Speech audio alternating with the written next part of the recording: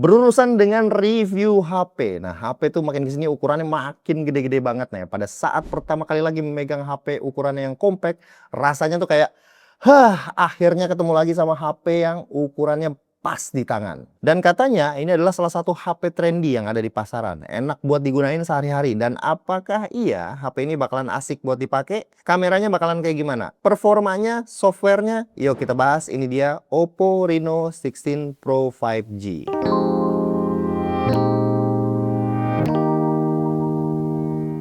Hai semuanya, ketemu lagi sama gua Fahmi dan yes, kita udah dibikin mupeng ya sama Oppo melalui Find X9 Ultra-nya yang desainnya tuh ganteng, kameranya kece banget.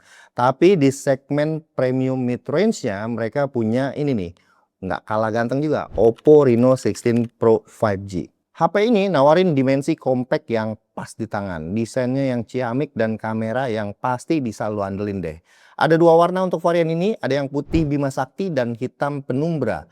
Yang pasti stand out sih yang warna putih nih ya, dia ada 3D Pop Planet Design di bagian belakangnya. Ada efek planet melayang yang kelihatan realistis. Tapi yang sekarang gue pegang ini yang warna hitam Penumbra.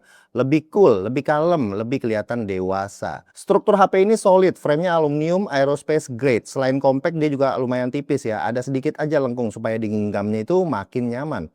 Build quality menurut gua ini sangat solid, button-buttonnya mantap dan beratnya jujur ini cukup ringan ya. Gua kaget ya, ini kayak combo mematikan. Compact 6,32 inci, lumayan tipis dan enteng. IP ratingnya juga lengkap, IP68 dan IP69. Yang menarik dari eksterior bodi HP ini, dia nggak kalah saing sama flagship yang ultranya mereka. Di sini ada tombol snap key yang bisa diset jadi 8 fungsi yang berbeda. Bisa buat main space, bisa buat mute, kamera, dan masih banyak lagi. Dan ini juga jadi pertama kalinya ya snap key ada di Reno series. Ngomongin soal main space, ini jadi salah satu fitur killer di smartphone flagshipnya Oppo ya. Ini bisa dibilang sebagai asisten pribadi lu yang nyatetin, nyimpen segala sesuatu yang lu anggap penting. Misal, screenshot, artikel yang lu baca, jadwal kerja lu, foto ataupun pesan juga bisa. Dia akan simpan dengan terstruktur rapi, cerdas, dan dapat dicari lagi kembali langsung dari aplikasi Mindspace-nya. Kalau boleh jujur, fitur screenshot adalah fitur yang paling banyak kepake dan menurut gua itu berguna banget ya. AI Mindspace itu bakal ngebantu lu lagi buat nyari screenshot-screenshot yang pernah lu ambil. Cara gunainnya cukup sekali klik untuk simpan sesuatu dan klik 2 kali untuk masuk ke aplikasi Mindspace-nya. Selain tombol yang berbentuk fisik ini, ada hal menariknya ya dari Reno 16 Pro 5G, yaitu Oppo Bubble. Yes, ini sih gimmick yang bakalan kepake. Jadi, ini adalah alat yang ngebantu kamera lo buat jadi viewfinder yang bisa ditempel di bodi belakang HP-nya. Bentuknya bulat, ada layarnya dengan lingkaran 58 mm, punya baterai 550 mAh. Dia pakai magnet ya, jadi harus dipasangin dulu di casingnya. Tinggal nempel aja seperti ini. Koneksinya via Bluetooth yang cara pasangnya itu gampang banget. Overall ini ngasih experience yang asik ya buat motret video ataupun ngonten. Bisa foto pakai kamera belakang yang pasti bakalan asik dipakai buat motret grup selfie pakai ultra wide-nya dong. Kalau buat video juga sama ya, lu bisa rekam up to 4K 60 fps di semua lensanya sambil rekam-rekam ganti-ganti lensa, gas semuanya juga bisa. Dan dia juga bisa gunain sebagai remote shutter dari jarak maksimum 10 meter.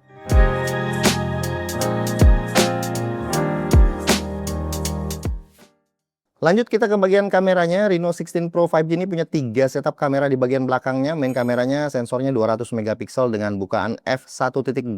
Ada optical image stabilizer-nya. Kamera ultrawide-nya 50 megapiksel f2.0 dengan focal length 16 mm. Dan kamera telefotonya 3,5 kali optical zoom 50 megapiksel dengan bukaan f2.8. Yang artinya ketiga lensa ini cukup bisa diandalkan di berbagai skenario. Resolusinya tinggi, pilihan lensanya juga lengkap, dan bukaannya juga besar. Detail foto dari ultra wide sampai zoom 170 mm hasilnya masih sangat bagus.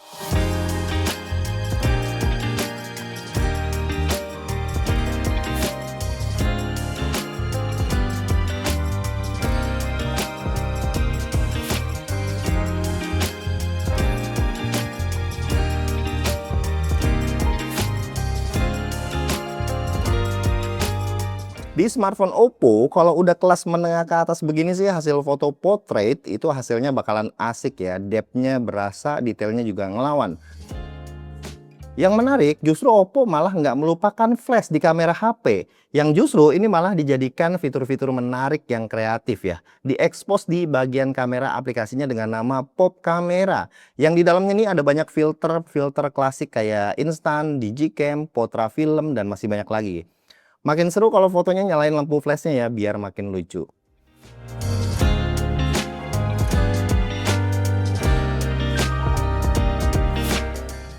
Ke bagian perekaman videonya, HP ini bisa masuk ke resolusi 4K 60 fps di semua lensanya termasuk ke kamera depannya. Ini hal yang menarik dari Oppo Reno 16 Pro. Jadi kalau menggunakan Oppo Bubble-nya, dia bisa ngerekam tapi ada previewnya pakai Oppo Bubble-nya dari belakang, dan ngerekamnya pakai kamera belakangnya. Itu kamera ultra wide kan, jadi kan lebih lebar ya tuh. Jadi view-nya lebih luas seperti ini. Dan ya, hasilnya kan pasti bakal lebih bagus ya kalau pakai kamera belakangnya. Bisa menggunakan ultra wide-nya, bisa menggunakan satu kalinya, bisa menggunakan telefotonya juga. Tapi telefoto buat apaan ya? Paling yang kepake tuh memang ultra wide-nya. Ini adalah contoh perekamannya video 4K 60. Abang tuh, ada Bang Baim. Kita coba pindah-pindah lensa ya. Nah, ini satu kali, 2 kali, 3,5 kali, dan ini 7 kalinya. 4K 60 fps. Balik lagi ke ultra wide, dan bisa juga pindah ke kamera sambil merekam ya. Mantap ya, sambil merekam bisa pindah-pindah lensa sampai ke kamera depannya, dan stabilizernya ya seperti ini ya.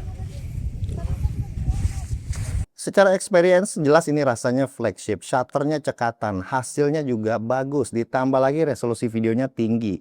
Paling tambahan fitur AI aja nih yang mungkin bakalan sering kita pakai. Di sini ada AI Eraser, AI Recompose, dan AI Portrait Glow. Buat seru-seruan ada AI Remix Collage yang buat kolase foto dengan gambar bergerak, motion photos. Terus ada foto kolase juga buat anak-anak Gen Z nih. Ini pasti menarik banget menurut gue ya. AI Recompose ini kepake buat komposisi foto yang lebih perfect lagi setelah kita motret karena dalam kondisi yang terburu-buru gitu misalnya. Terus ada AI Portrait Glow yang menurut gue ini sakti ya, karena foto portrait biasanya itu backlight itu agak sulit ya. Jadi kayak dikasih lighting studio muka jadi terang bener.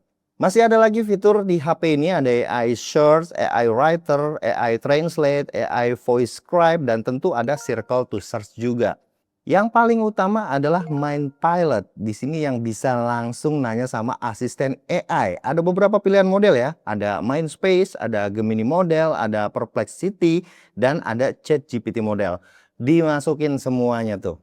Terus ada AI menu translation. Nah, kalau misalnya kalian lagi keluar negeri, menunya tuh bahasanya bukan bahasa Indonesia, ini tinggal langsung ditranslate aja otomatis.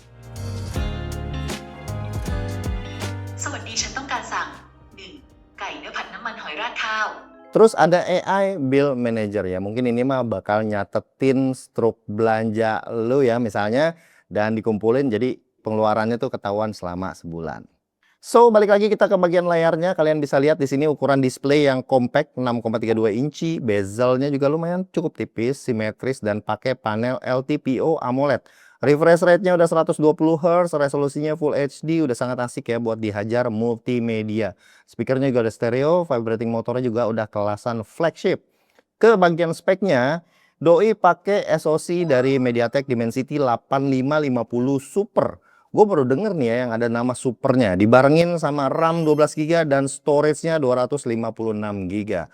Buat unit yang gue pegang ini, secara benchmark Antutu ini bisa dapetin skor di 2.180.000 yang menurut gue ini udah cukup untuk segmen HP mid-range premium. Ya intinya digunainnya tuh udah satset-satset, ditambah lagi satu tangan enak bener. Mungkin nggak selalu ya dipakai buat main game karena HP sekompak ini memang asik buat daily driver. Performanya lumayan kencang, multitaskingnya juga nyaman. Ditambah lagi emang Color OS ini makin kesini makin terasa fluid ya, eye catching buat dilihat. Sejauh ini Color OS masih jadi pilihan menarik setelah iOS dan One UI. Yang nggak kalah penting, Oppo kasih jaminan 5 kali Android Wear update. plus 6 tahun security update, yang artinya HP ini tuh masih aman banget buat dipakai jangka panjang.